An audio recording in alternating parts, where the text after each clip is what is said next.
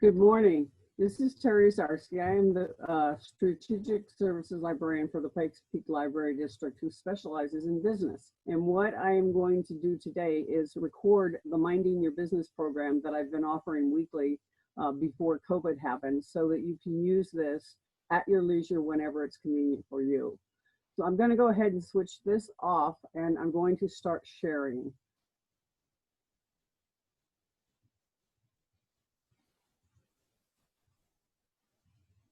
Okay, so this is the home page that you get when you come into ppld.org.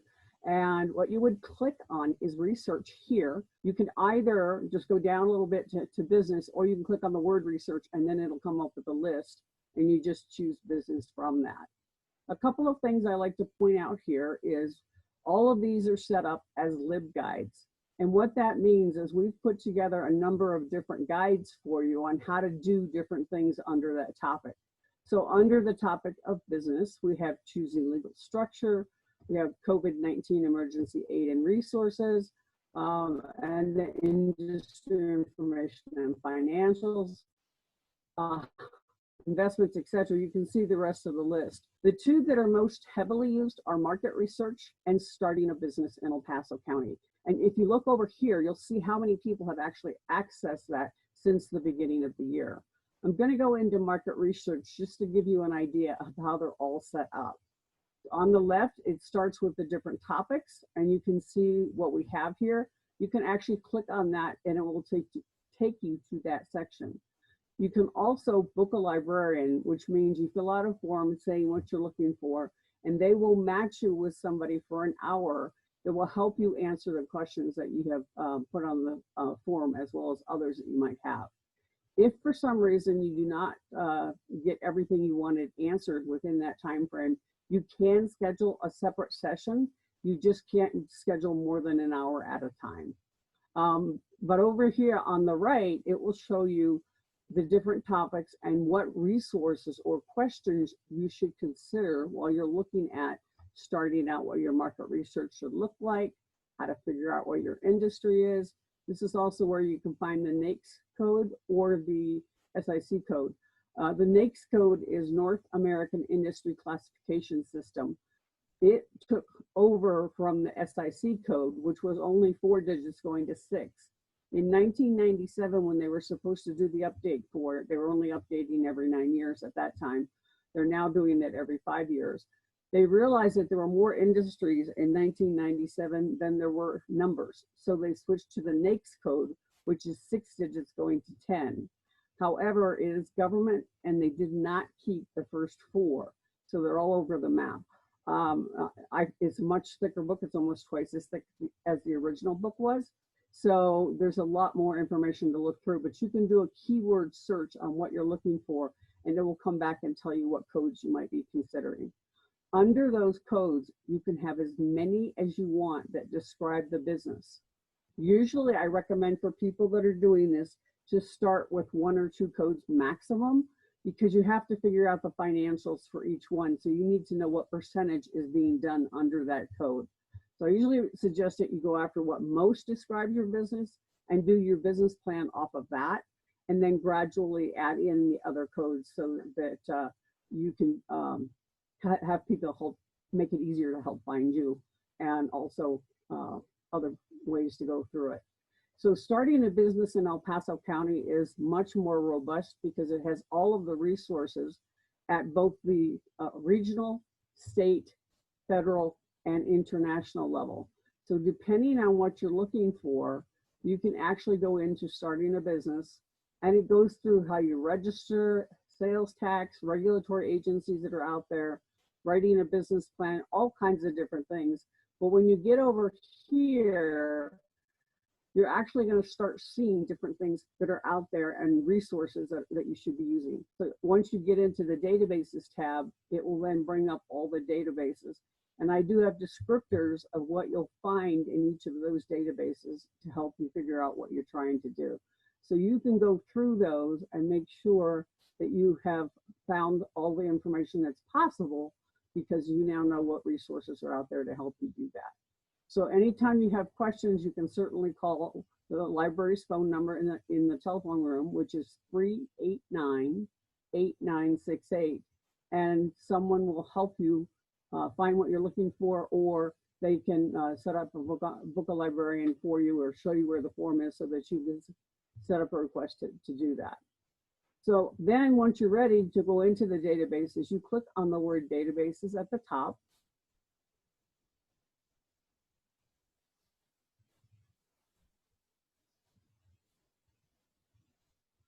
Okay, and here's all the databases, and they're alphabetical. So again, I gave you a short description of what you're going to find. All-in-one search is a database that covers magazines and newspapers, websites, blogs, and even some Facebook pages. It is international in scope. So you would go start by putting in your library card number and your PIN number.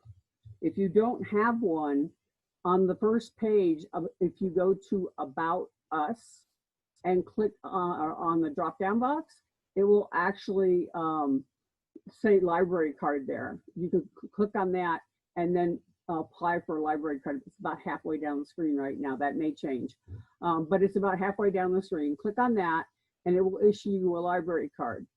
During COVID, that card is good for 90 days and you can use it as much as you want. Once we go back to full service, that card may go back down to the 10-day time period, but it will tell you on the screen how much time you have to do it. That card will open up all of the databases, regardless of where you live. If you're in El Paso County, the service area for the Pikes Peak Library District, with the exception of the Widefield School District, they belong to the Security Public Library. You will get a library card that starts with the number 4. The number 4 allows you complete access to everything, including the online databases.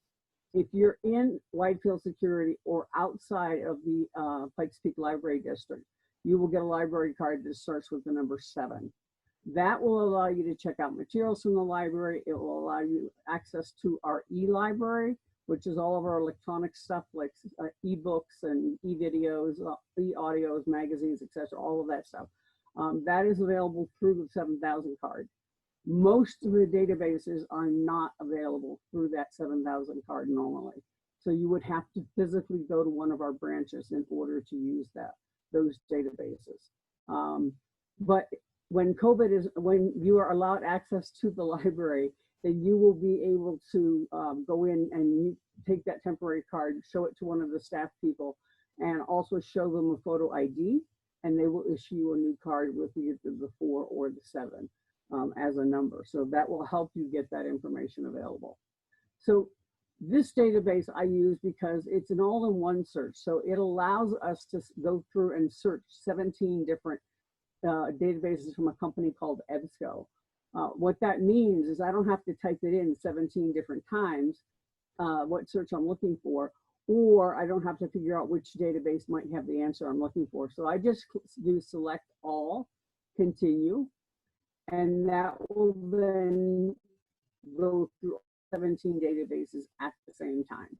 So if you're doing an advanced search and you need to put parameters on it, you need to do it for every single database. You can just leave it and open and we'll search all of them with no criteria. So it won't limit it to a certain time period. It won't limit it to a certain magazine title. So I'm going to go ahead and start out by showing you how to do a search. I'm trying to open a coffee shop. So what I'm going to do is I'm going to ask it to do coffee industry. When you put it in quotes, as I have, that means it has to search it as a phrase in that order. And you can do anything from 2 to 10 words in a phrase. It just means the more words you have in a phrase, the longer it's going to take to do it, and probably less answers, because it has to be those words in that exact order. You don't want to put in coffee and industry, because industry is a stop word. It happens more than 15,000 times in the database. So once it hits that magic number, it stops looking, it freezes everything. So that's why you want to put it into a phrase as coffee industry. And I'm going to put in coffee industry and sales. When I do that, it comes back with a list of 744. All of the searches in this database are done in a relevant sort. What I like to do is make sure I have the most current information available. So I switch it to date newest over here on the right-hand side.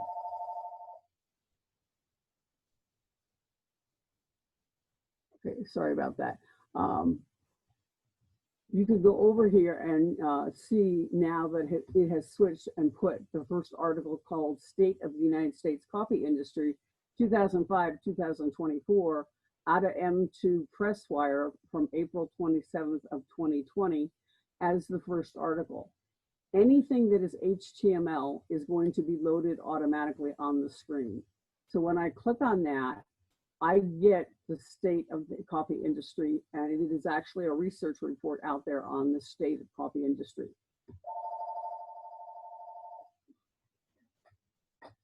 Sorry, telemarketer. If you go through here, you can see what the report is covering. If it doesn't give you exactly what you're looking for on the screen, this actual publication can be interlibrary loaned from another library system that does own it.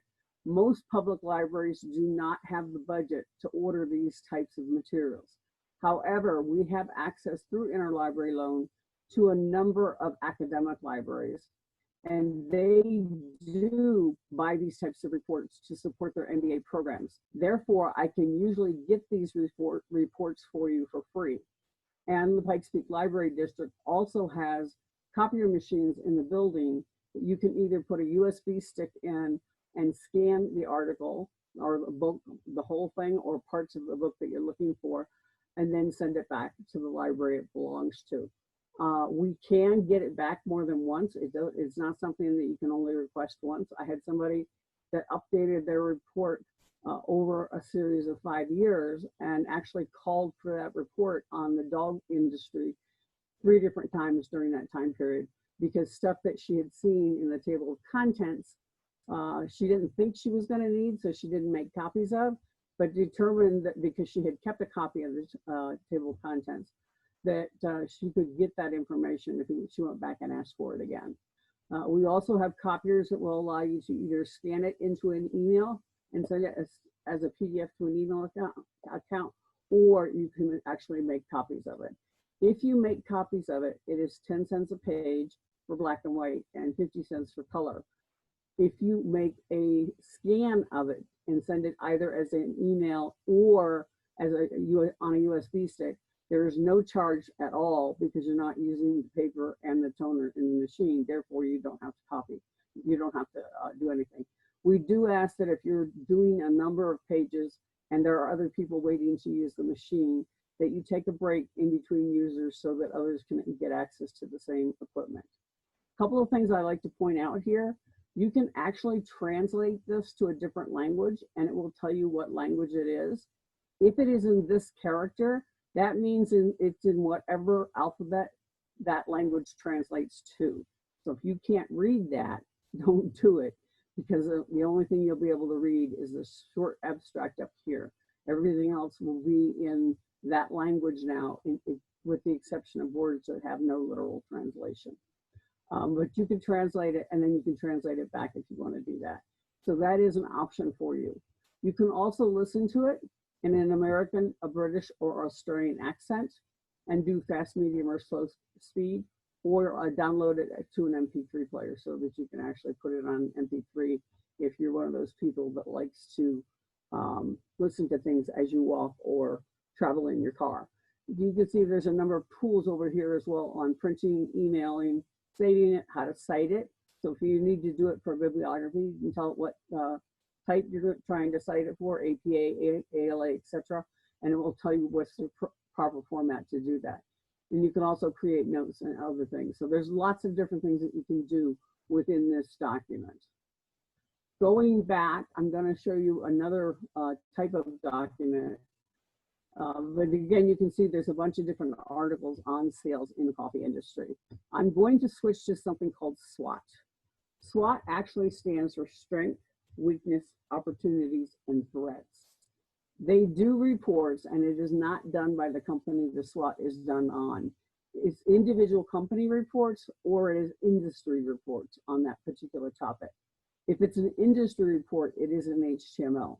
If it is a company report, it's going to be a PDF. So we're going to take a look at number 2, SWOT analysis for Starbucks, because everybody knows Starbucks.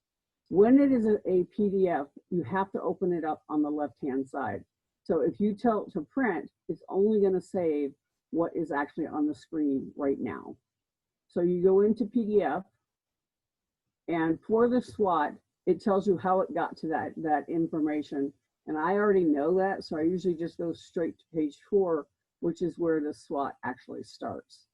So you can see here that they have boxes that tell you the top 3 or 4 points on what are strengths, what are weaknesses, what opportunities are out there, and what threats are out there. This is helpful to figure out where you're going to compete against other companies that are in the same industry you are. Wherever their weaknesses are, if that happens to be where your strength is, that's going to be the strongest place to compete against them. You can also see what opportunities might be out there that you weren't aware of, and also what threats might be out there that you want to come up with a contingency plan for. Down below, it does go into more detail as why they think this is a threat or opportunity, weakness, or strength. So you can see here that they're talking about financial performance in 2018, because this was the 2019 report, telling us that they reported a revenue of $24,719,000. And then that was up from 2017 with a growth of 10.4%. So they go into a lot of individual figures within these reports as well. A company cannot request MarketLine to do a SWOT analysis on them. They go after the industries that are hot right now, and sometimes they'll do the same industry over and over again because it's constantly changing, whether it's going up or down, or changes in the threats or the regulations that are out there. All kinds of things can make them do it again. So sometimes you will see it for 5 or 10 years in a row, and they do it every single year. Other times you'll see that some companies get picked up about once every 3 to 5 years. And that usually just means that the market's pretty stable, and therefore there's not as many changes to be aware of. And then again, if there's strengths or weaknesses that have come up because of changes in regulations, they can also do an analysis just because of that.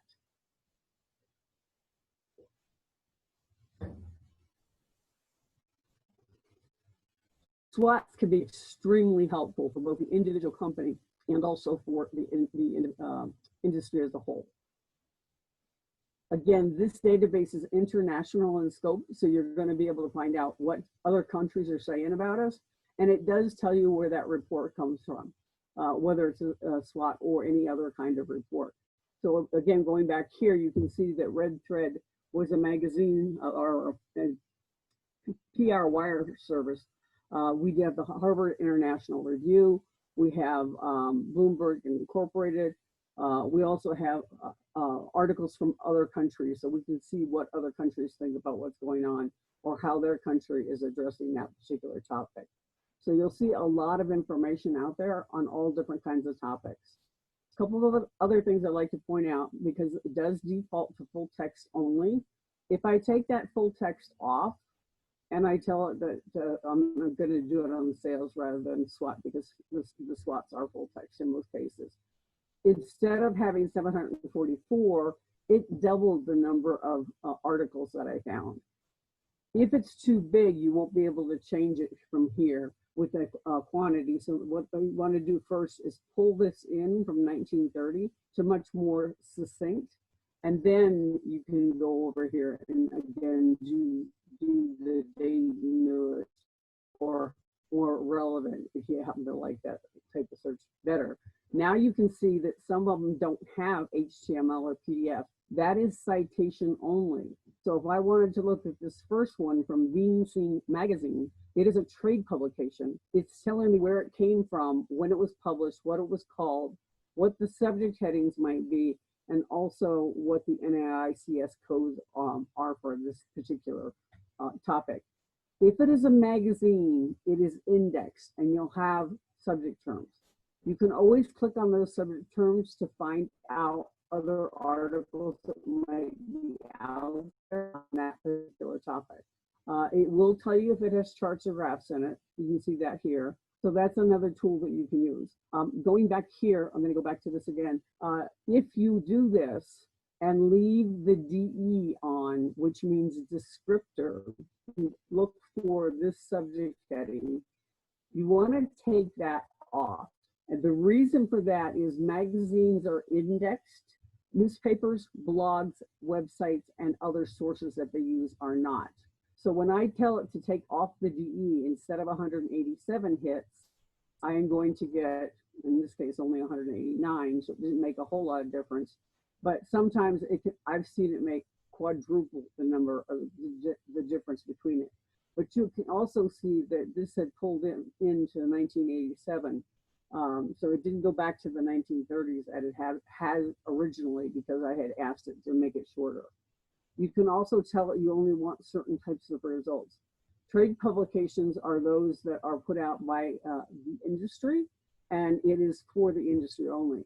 Academic publications or journals are those that are put out by academic sources, what they call peer-reviewed journals. And then journals or magazines are just all magazines, no matter what type they are. News means newspapers. You go into show more, you'll be able to see others here. And if there's more than would have come up, it would tell you that. So that's another source to try and figure out what you're looking for. It'll also give you other possible suggestions for searches under thesaurus headings, publication type, publishers, language. If you only want publications to come up in a different language, you can tell it that. So there's a lot of information that you can get out of this database and go through. And it does tell you here which databases have the answer. As I said before, I don't care where the answer is, I just want the answer. So you can tell me where it came from, but it really doesn't, that's not my first priority. So you can see that. Here's an article from Dairy Foods, again, trade publication. No slowdown in sight for ready-to-drink coffee and tea. Most subcategories make strong dollar and unit sales gains. This can be very beneficial when you're trying to write a business plan, because it lets your investors know what the outlook is for the industry, that it is still growing, and what the sales volumes might be. Again, because this is from a magazine, it does have subject headings. The one, looks like most of these are from magazines, but so you'll get the subject headings, but only if it's a magazine. Otherwise, it'll just give you the title and article, article title and. Okay, coming back to the list of databases that we have, we're not going to cover all of them because there's too many to cover. So I'll be covering the ones that get used most frequently. The second one I use a lot is Demographics Now. This is a national database, and it actually covers only the United States. The other one covered, I found out that it didn't increase when I was in the database, so I'm increasing it now. This one covers just the United States. So the first thing you have to do in this database is go to the word options in the top right-hand corner and click on that and choose geography list. It actually has a lot of different ways that you can slice and dice the information within this, including school districts, which you can do by elementary, secondary, or what they call unified. The state of Colorado does not report elementary school, secondary school separate. Everything is reported together. So you want to choose school districts unified for the state of Colorado. The states that do allow that, you can type in schools elementary, choose the state you want, and then the city or county within that state. I use most frequently zip codes, so I'm going to go ahead and do that one.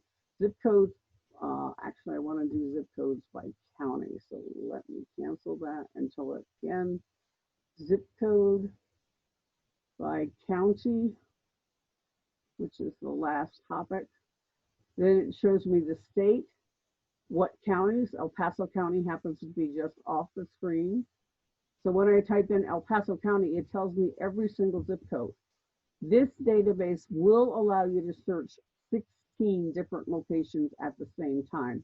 They do not have to be the same type. So you could be looking at the whole US, Colorado Springs, the state of Colorado, and then specific areas within the Colorado Springs area. So you can choose as many as you want. However, I have learned that when it reports, it puts it next to each other, and it will do 4 on a page, very easy to read. When you put in 5, it makes the text smaller, so it's not as easy to read. And if it is more than 5, it will push it off to another page, start all over with the data from the beginning. So you have to keep trying to figure out where you're at within that report. So usually when I do it, I do 4 at a time, and I look at 4 at a time, and then I can put them next to each other on my table and see them across points if I wanted to do that. So I'm going to choose 80906. I'm going to change different areas of the city. 80914, 80920, and 80927, which is on the far north end. So when I'm done, all I have to do is tell done, and it will come here now and show you what you are actually doing all of your reports on.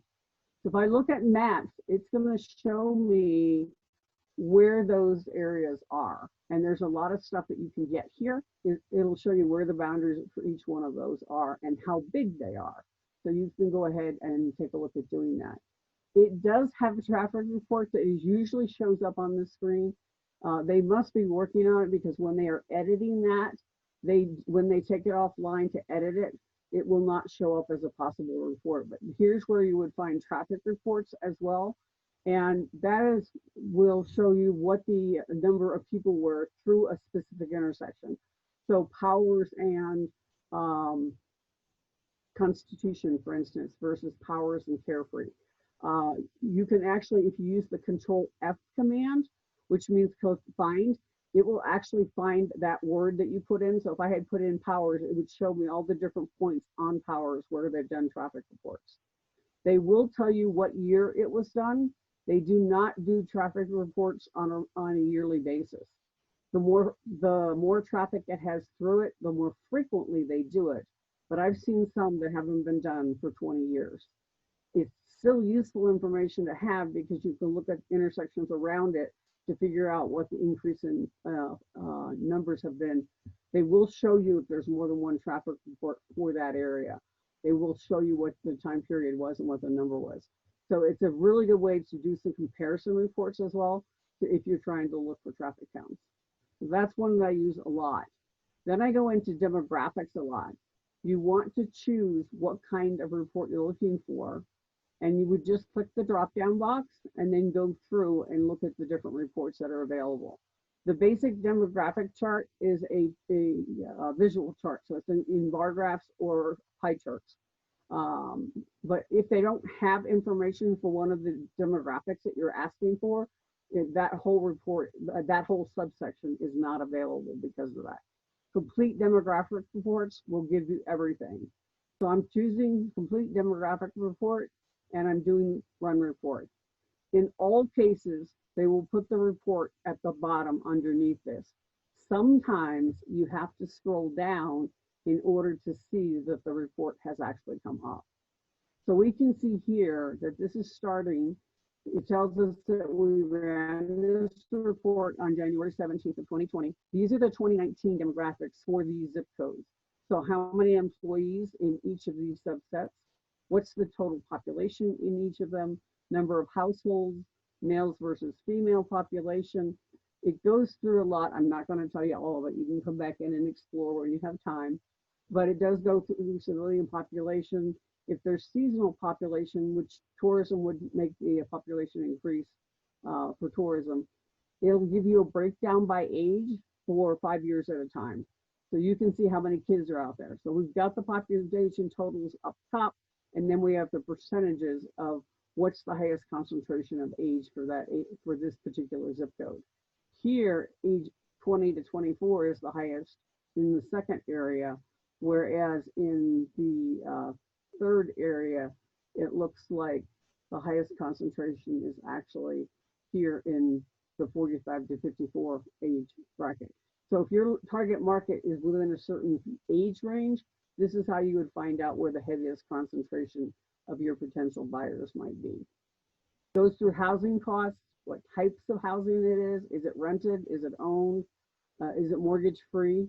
Gets into race and ethnicity, and it breaks it down by that. Gets into marital status, which I find really interesting because I didn't realize that they had all of this information detailed down to this level.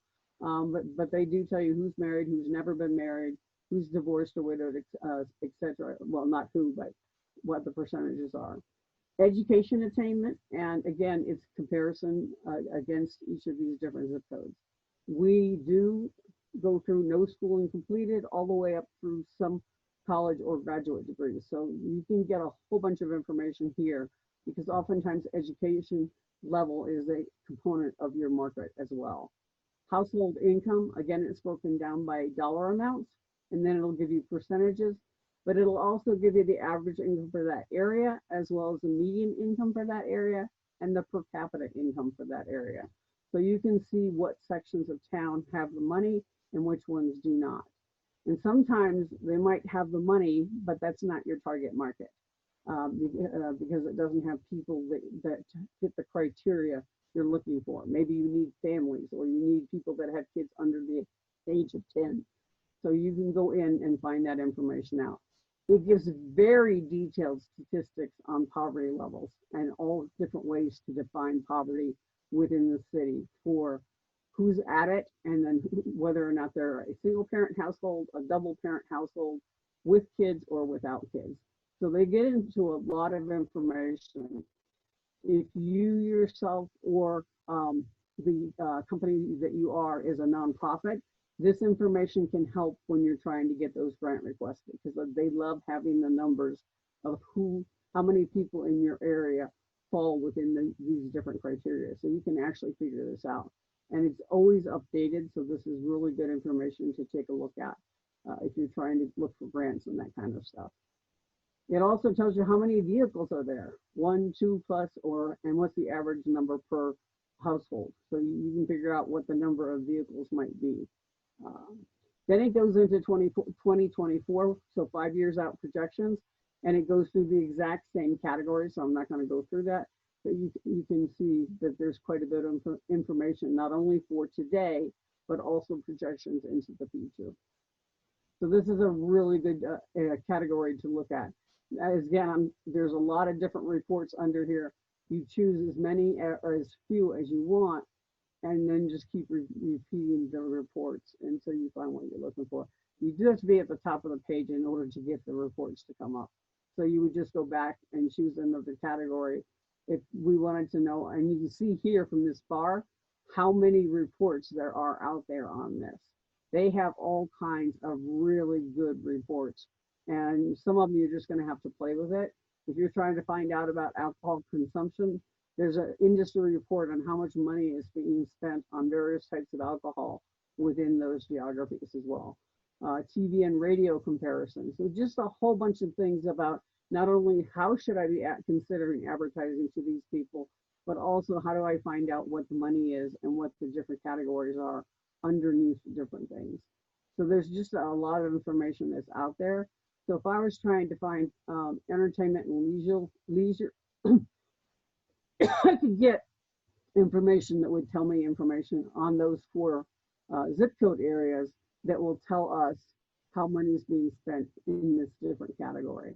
Again, it goes to some general category information on demographics, but then it breaks down into restaurants versus fast food versus gambling versus leisure activities, theater or comedy clubs, movie attendance, just all kinds of different things as you can see here. So this will help you figure out how people are spending money in various categories. If it is 100, that means they're spending national average on it across the United States and others. If it's above that, that means that they're spending more money than average on it. Here, within the last 12 months for gambling, we are nowhere near what is being spent across the United States. We don't have numbers that go as high as the 100, which would be, we're on par with everybody else. In fact, this zip code doesn't spend any money on gambling. or hasn't within in Laughlin, which is in Nevada outside of Las Vegas. None of us have gone to Laughlin that they know of and spent our money. So that's what they're telling me with that kind of report. Under reports, there are other different types of categories. The one that I use most frequently here is the sizing your market. You can also look at market demand map, and it'll show you by density on colors what percentage of people within that zip code area, where's the money being spent. So I'm asking it to size my market. I want to know how much dollars are out there. I'm going to do current year estimates, and I'm going to do total expenditures. And I'm also going to ask it to tell me how much money is being spent on food away from home. So when I do this, I can choose dinner, out-of-town trips, boarding school, lunch, meals as pay, school lunches, or snacks and alcoholic beverages. So if I'm opening up a restaurant and I'm only going to be open for lunch and dinner, I could run a report for lunch and then run another one for dinner. When I click on lunch and then tell it to run the report, it's going to come back and tell me actually how many households are buying lunch away from home within this area and how much money are they spending doing it. So we can take a look here, and it's telling us in 80914, only $134,679 is being spent by 170 households. That is per year. But if we go to 80920, for lunch, we spend $20,158,141 for a total of 14,787 households. So there's a lot more people buying lunch at a much higher cost in 80920. So there could be a lot more competition, and there's still a lot more money available for me. I had somebody who was looking at opening a restaurant and wanted to do it in 80910 or 80916. When she looked at the competition, she found out that 80916 had more competition. So her gut reaction was telling her, okay, I'm going to open up in 80910. However, those two zip codes are only off by 200 people, so 200 households. So they're very close in the size of the market. But 80916 was spending 3 times as much in the market for what she was opening up. So what that meant was when I took the amount of money available and divided by the number of competitors out there and got a cost per competitor that was available, it was much higher in 80916 than it was in 80910, even though there was less competition in 80910 because there was less dollars available. So she ended up opening up in 80916. It was about 4 months before COVID. So I don't know how she's doing now, but she was doing really, she started off with a bang out of the gate. So hopefully she's been able to maintain through COVID and is getting what she needs out of the different things. But again, there's a lot of different reports, so just play with it, see what's out there. There are some tutorials. They're not the easiest to understand sometimes, so I wouldn't start with that. I would probably try and start with looking at the different reports themselves and seeing what might be available and what types of data may help you. But those are the 3 main categories I use: maps, demographics, and reports. And the reports that I showed you are the most frequent ones that I use. But you might look at all of them because you can see them on screen and not worry about what's there until you tell it to download, and it will ask what format you want it in: PDF, docx, Excel, the HTML, XLSX is Excel as well. Save it to Google Drive or save it to Microsoft. So you've got a lot of different ways you can download the information as well to be able to save it if you want to do that, or you can just go back in and bring in the report again whenever you want to. It does not save reports for you. Going back to the list of databases available again, the next one we're going to go into today is Reference USA. This is the one that I use the most frequently. It is corporate databases as well as consumer databases for how people spend their money. And when I show you that part, your mind's going to be blown. Sometimes I do get this. It'll tell me I've got too many cookies already open. Sometimes I can just hit reload and it will give me what I need. Other times I actually have to go through and try clearing my cookies before I can get back in. Sometimes if you just tell no and then try to get back in, it will let you in. So I try a lot of different things. So in this case, all I had to do was try it a second time. So there's actually 10 different modules here.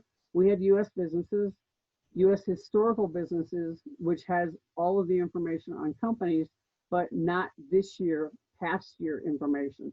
So you can look at where they were at a specific time in their history. We also have Canadian businesses. We also have US jobs and internships. That will give you part-time, full-time, temporary, contract, and internship possibilities. It does go through Indeed.com and it does change the number of jobs available on a regular basis. So if you know anybody looking for a job, or if you need a part-time job to keep you going while you start your business, then you can find opportunities here to do that. US healthcare is all the doctors and dentists in the United States.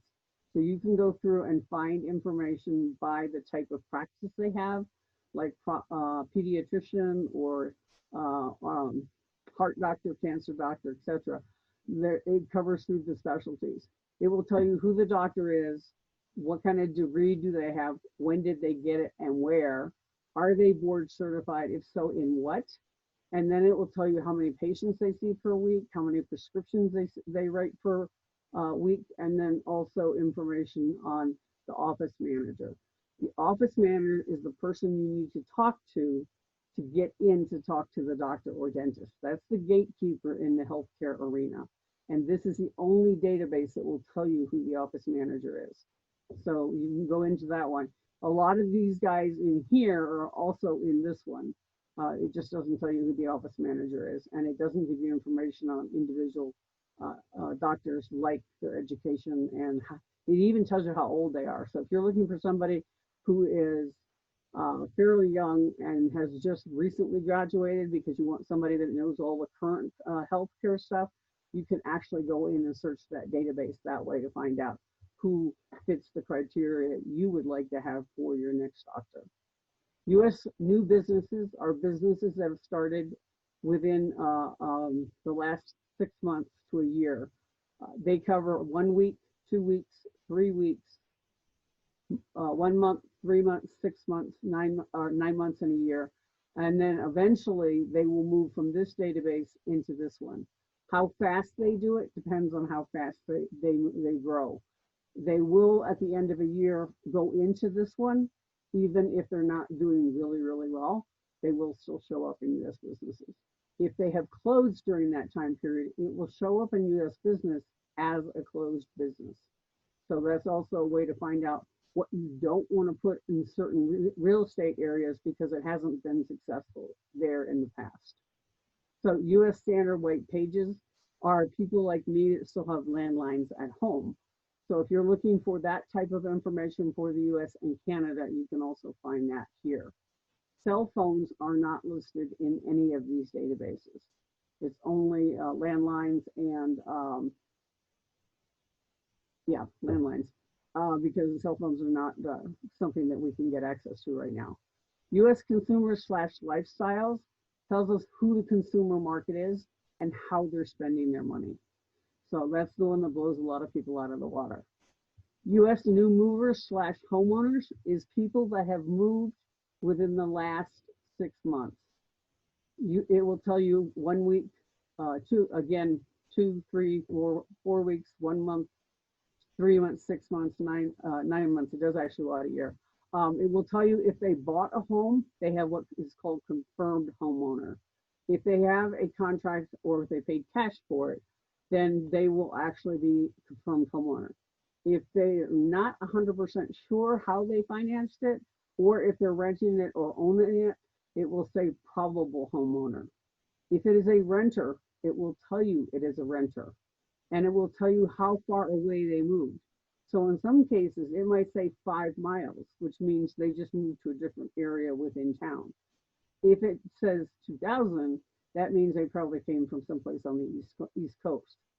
This database is extremely popular with the number of businesses because people haven't identified who they're going to use locally to provide the goods and services that they had wherever they came from.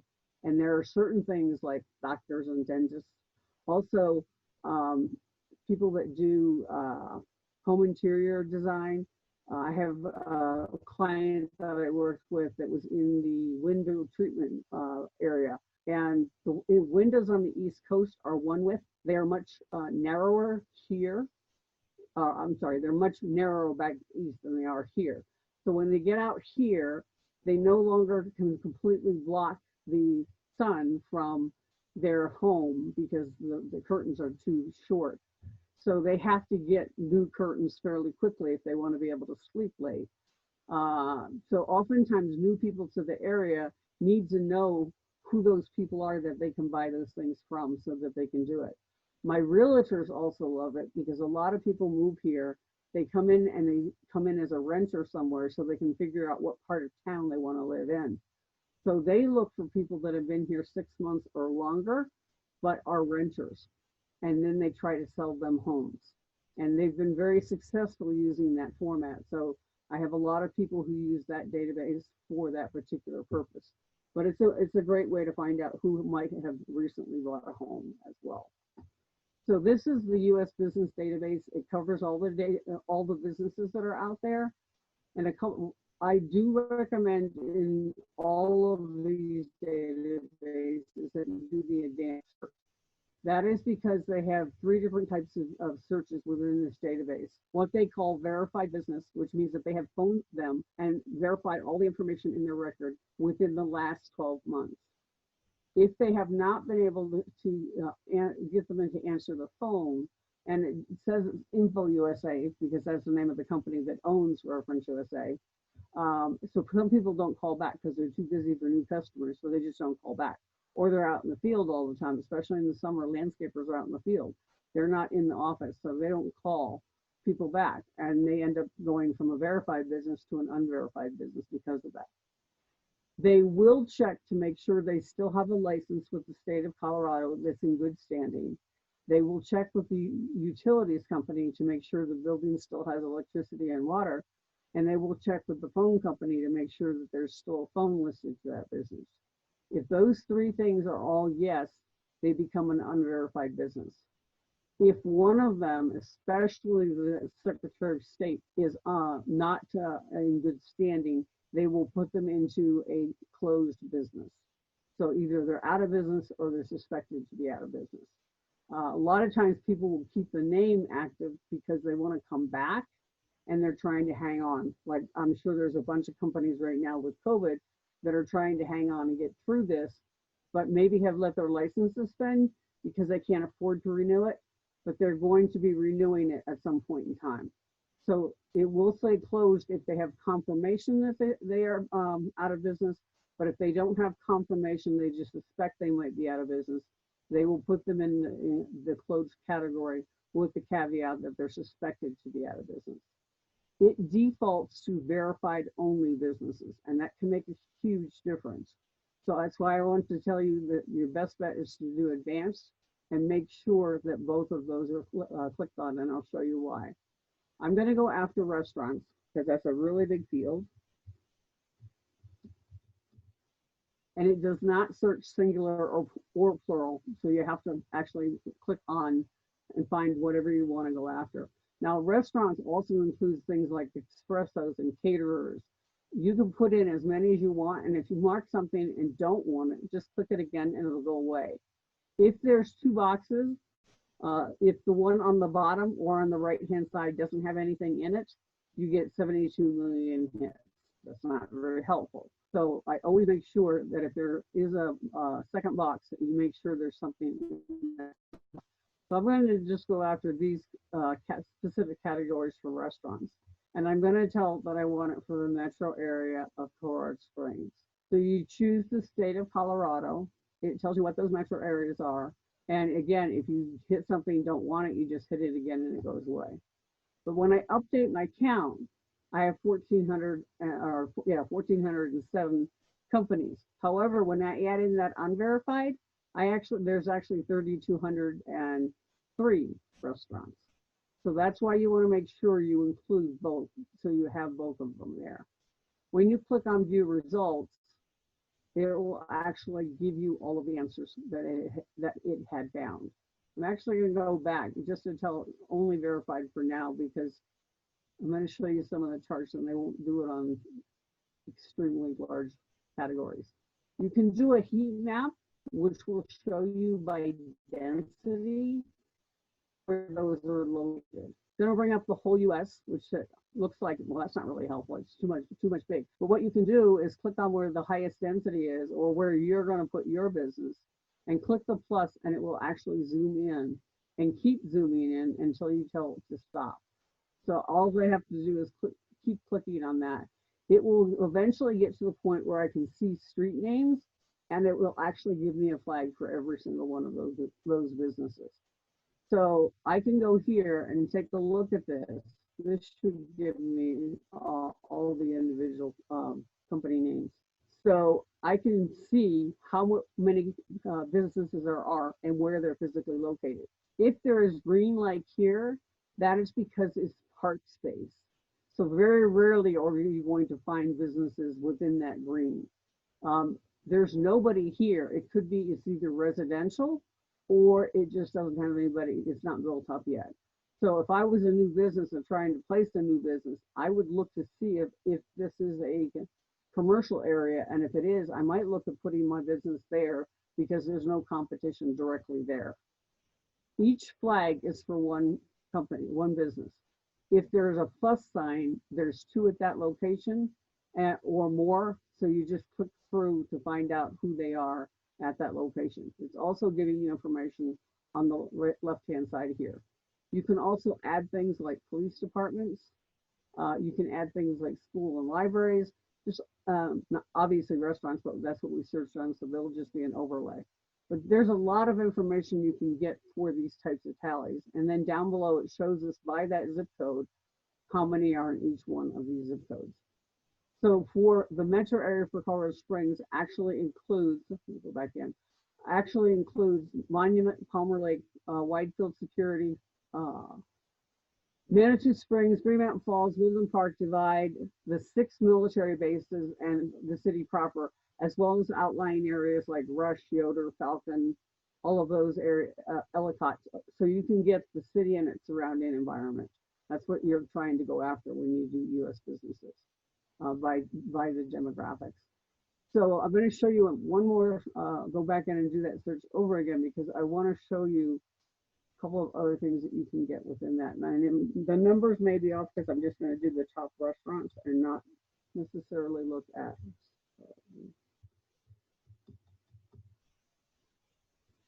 Look at all the subcategories that I looked at it as well. So the numbers may be slightly different, but that's okay. As I said, there's a lot of other possibilities for reports that you can run. You can get a summary chart.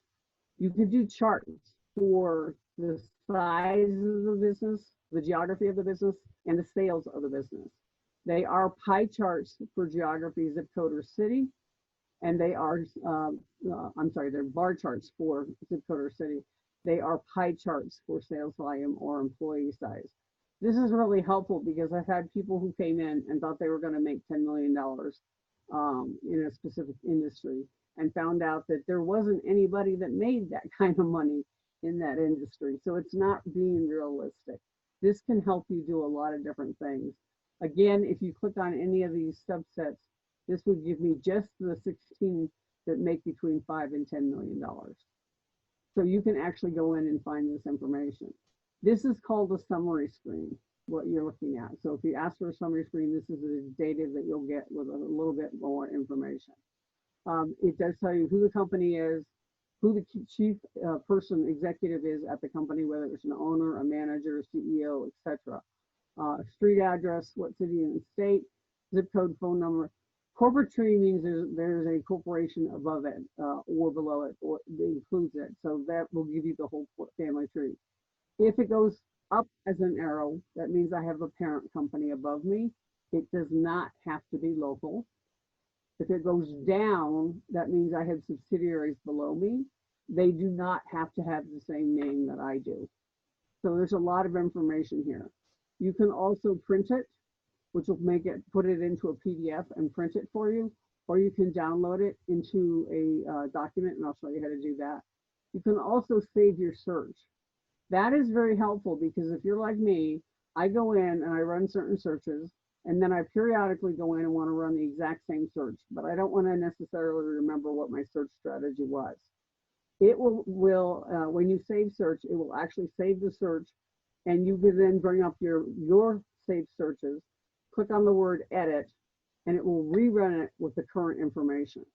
So now you have a file that has current information in it.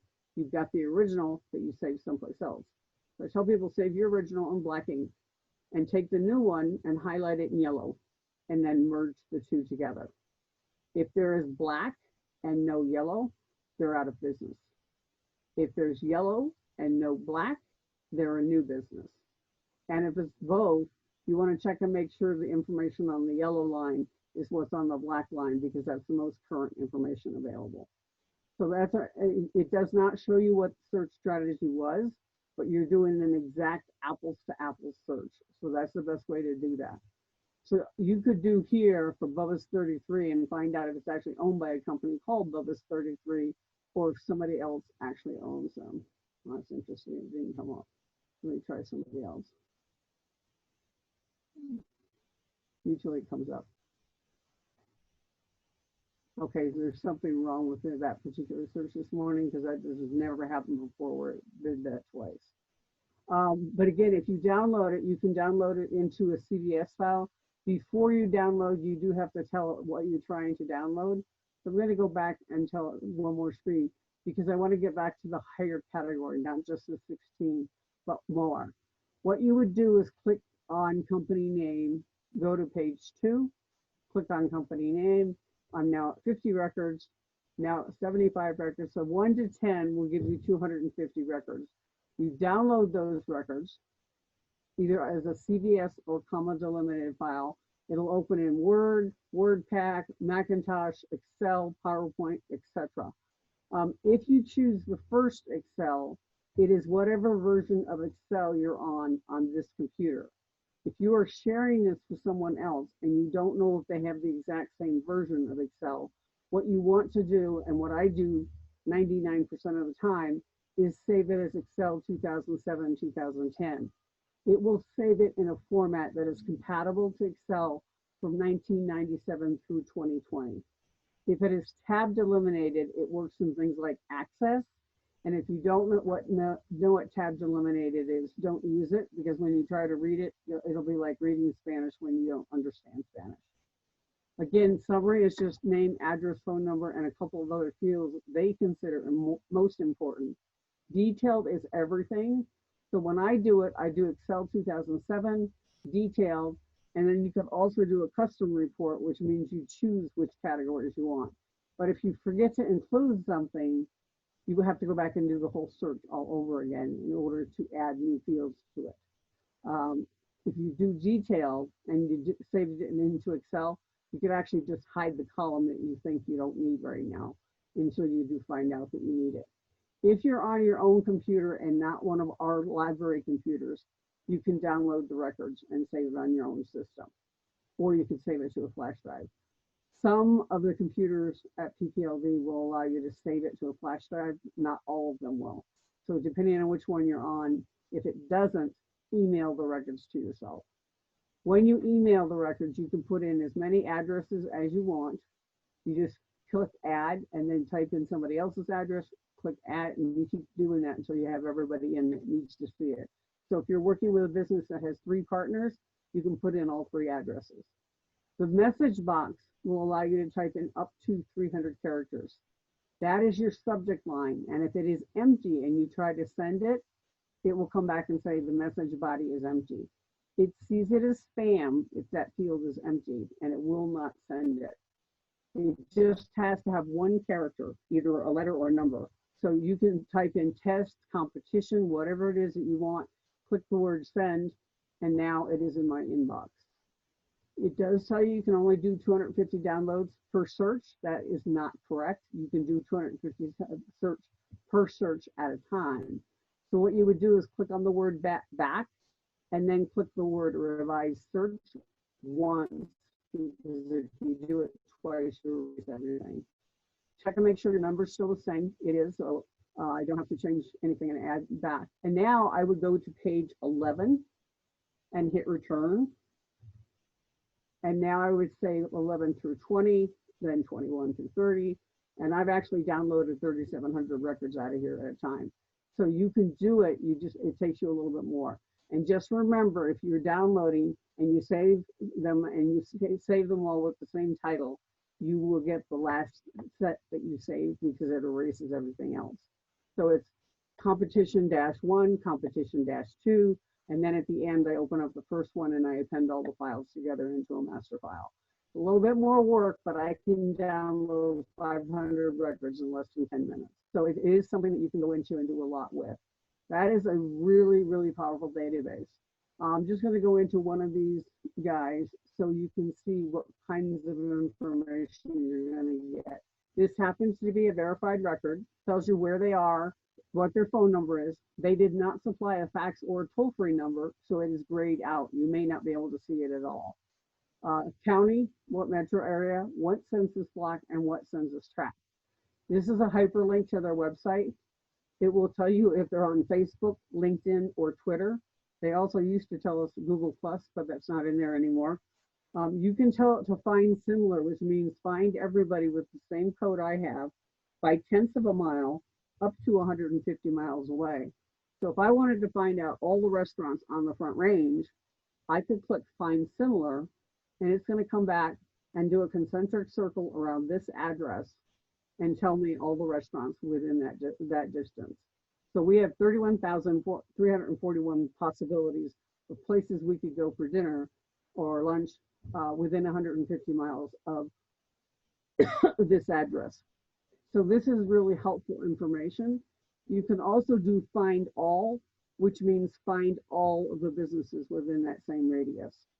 I usually ask in class how many people can tell me how far I had to go away from Chapel Hills and Research Parkway in Chapel Hills and Briargate Parkway, sorry, to get 500 businesses. I usually get a guess of somewhere between 1 and 3 miles.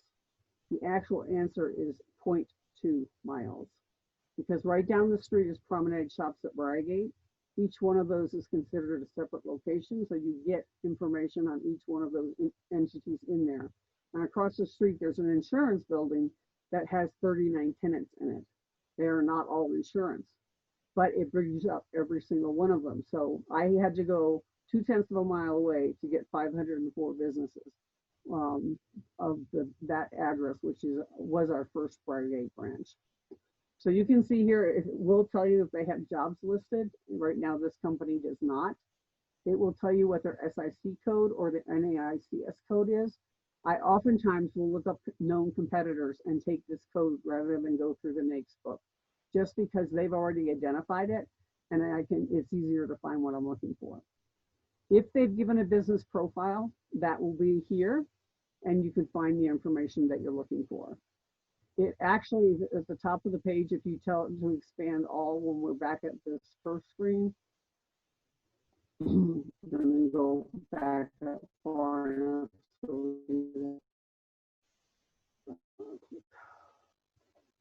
I need water.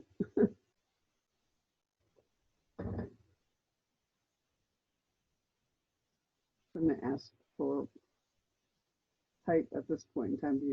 Oh, the restaurant field went blank. That's why it doesn't know what it's looking for. I saw that just as I went off. So now it's just giving me all the businesses within Colorado Springs that are within the area. So I'm going to just go back a little bit here. Probably lost the search. That happens sometimes.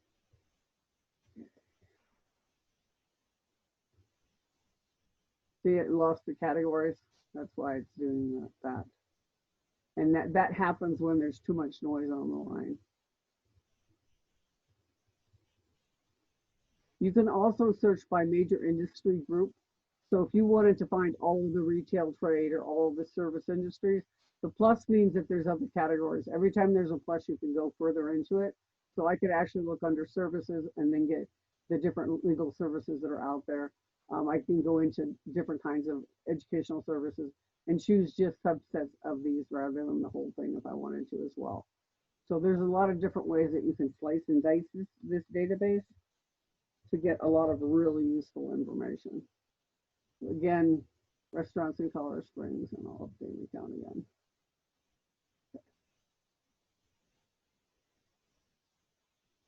So trying to remember what I was on. Okay, I was showing you one of the records. So this does have here, if you do expand all, it will open up all the categories at once. That's what I was trying to do. These guys didn't give a business profile, so there's nothing there. But it does go out to Google Maps and it will actually show you physically where that location is. So if you've never been there before and you're trying to figure out, you've got the cross streets now to be able to locate where it's at. So if you don't have GPS, this makes it much easier to find it. This section here called business demographics, I refer to as the gold mine. How many employees do they have? If they have corporate employees, it is worldwide, not just in the United States, but how many does that company employ throughout the world? Is it private or public? If it is public, sales volume is taken from their annual report. If it is private, sales volume is taken from the industry standards for that geographic area with that number of employees. So in restaurants, you'll see the exact same amount repeated over and over again in Colorado Springs. That is because 90% of our restaurant, of all of our businesses are privately held, not publicly held. So it does not give you the actual numbers for individual companies in many cases. It gives you the industry average for that size of business in this geographic area. So you'll see the same number being repeated over and over. If I found a restaurant here that was 5 to 9 employees, it would be double this amount of money. So there's just a bunch of different things you can get here. If they are a publicly held company and they've provided in their annual report how much they make throughout the whole company, the second number is for the company. The first number is for this geographic address. It will tell you if it's a single location, a branch, a subsidiary, etc. Yeah, does it have a foreign parent? Who is it? Is it part of the Fortune 1000? If so, what's their ranking? When was this last updated? This one was last updated December of 2018. They update on a monthly basis. So this one hasn't been updated for a while. They have not answered their phone calls in 2019 in order to get updated. They will be trying them again in December 2020. Again, if they don't answer the call, they check with the Secretary of State, the electricity company, and the phone company to make sure they're still in business. The IUSA number is something that you can't track, so don't worry about it. It's just a placeholder within this. Credit rating comes from Experian, and you can actually buy their report if you want to. It's very good, excellent, good, fair, and poor. If it says unknown, and this number here on years in database is 2 or higher, they've had time to establish a credit history. It is a bad credit history. So companies don't want you to know that they don't have a good credit history. So they're not going to tell you. But if you're a small business and you go to somebody who has an unknown credit rating and they've been in business for 2 years or more, then they may not pay their bills on time or at all. Do you want to do business with a company that has that as a possibility?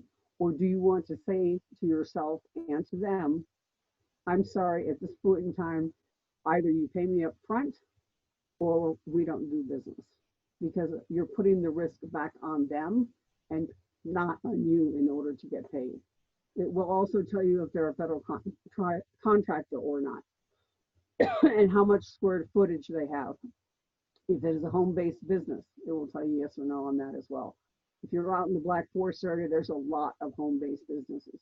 When we had the Black Forest fire, one of the ways that we helped find the entities out there that were negatively affected by the fire to tell them that there were federal monies and state monies available to help them reestablish themselves, was to go in here and ask for the home-based businesses in Black Forest, and then we actually mailed information to them to help them figure out that there were resources they might not know about. It does have a company news section. It will go back at least 100 articles if they have anything written about them. This is from magazines, newspapers, TVs, a whole bunch of different things. So it will actually give you the actual article as it appeared in the original publication for TV station. If it's publicly held, it'll tell you what stock exchange you're on and what their current symbol is. This is industry averages for privately held companies. It is taken from the annual report, again, if it is a publicly held company. Sometimes they won't tell you how much they spend on research. If it's not in the annual report, it will just have unavailable. So if they're not willing to tell you how much they're spending on technology, it'll say unavailable. In this case, because it's industry averages, they're giving you what the average is. If you're a small company, you're probably not going to spend $100,000 on payroll. However, you can figure out what the percentages should be and then figure out how much money you should be spending on it in order to stay up with the industry averages. It will tell you sales volume by year and by size of employee from 1997 forward. So you can see if this particular company or industry is growing. Again, if it is a publicly held company, it is the individual company itself. If it is, and this is telling you they operated under a different name in the past. In 2014, they were known as 123 Credit and Debit Counseling, and they made $294,000 that year. So really good information to have. Business history below it will tell you, have they changed address? Have they changed name? Have they changed management? Any of those things change and they will show up in here, and you'll get a link to a hyperlink of where they were at that point in time.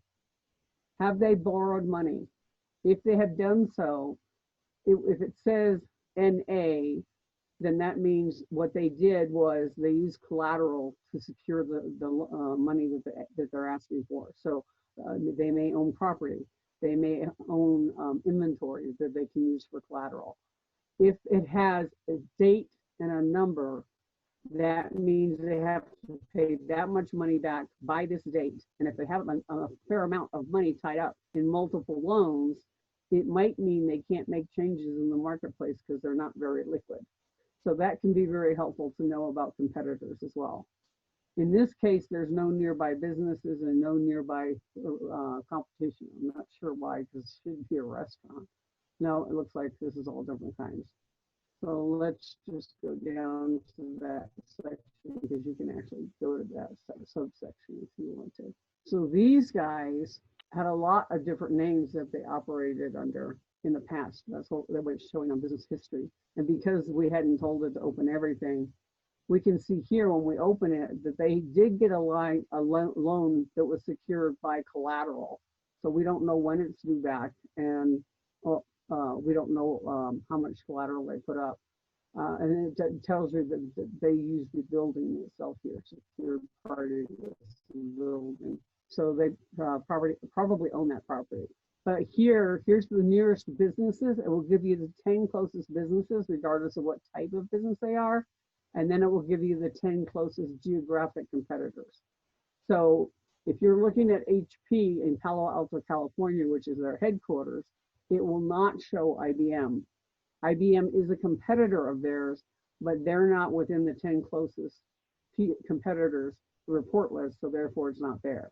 So if I wanted to find all the competitors of HP, I would look under, tell me who it is by 150 miles away, or I would do a search on that SIC and not on the name of the company. So you can see that there's a lot of information contained within this.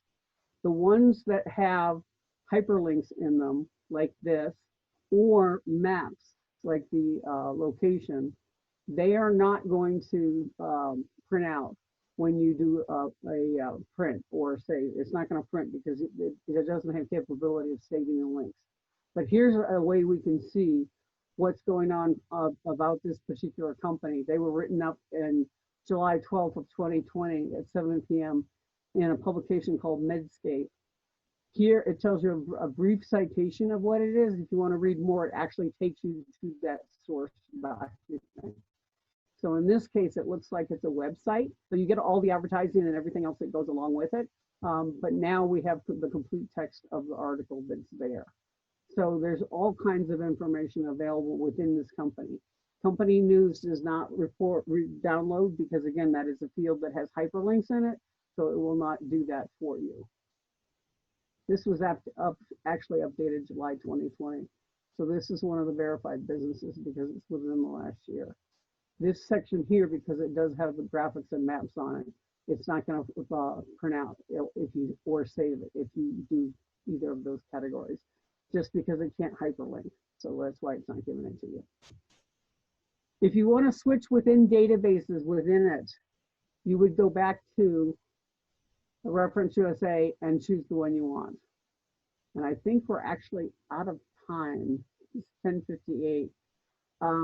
I think we were going to stop there. So what we can do is start. We're doing a part 2 for this, and we can actually start with U.S. consumers on the second topic, so that don't confuse everybody. We'll do a quick overview of the ones that we've covered already, and then we'll start here for the next segment. So I'm going to stop sharing my screen.